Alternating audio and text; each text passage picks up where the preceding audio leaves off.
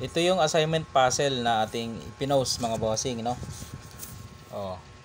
Ito ay madali lang. Oh, may tatlong dama ang pula. Yan, oh, dama, dama, dama. Ang itim may isang dama nasa sentro at dalawang piyon. Yan. Ang piyon na ito, pababa yan. Kung makarating doon, pwede pang dumama. Kung makakadama pa dahil unang susulong ang pula. Madali lang ito, talo ang itim dito mga boss, hindi ito makakatabla. Sabi ng ilan, tabla kasi nasa sentro. Pag naipakain ng dalawang piyon na yan ay pabalik-balik daw, tatabla na. Hindi ho makakatabla kasi nakaposisyon itong tatlong dama, nakakuha siya ng posisyon na maganda. Kasi titira dito ang pula, oh, doon lalagay niya.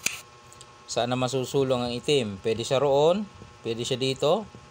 Pwede siya dito sa mga, yan dyan, pwede siya dyan. Isa-isa natin. Pag sulong doon, yan. Ulitin natin. Yan. Pag sulong doon ang pula at dito susulong ang itim, talo agad, no? Kasi susulong ka lang dito eh. Kumbaga nakulong yung dama niya, wala na siyang mapuntahan. Piyon na lang ang pwede niya isulong. Kumbaga, halimbawa sumulong ang piyon, ipapakain mo lang to. Ha? Oh, pagkain yan. Oh, dito siya. Babantayan mo na yan eh. Dito siya, okay na.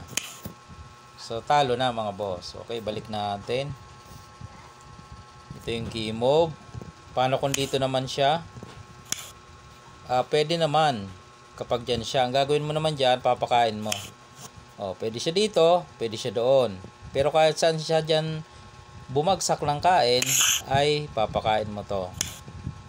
So, talo. Okay mga boss, simple lang, di ba? Simple lang.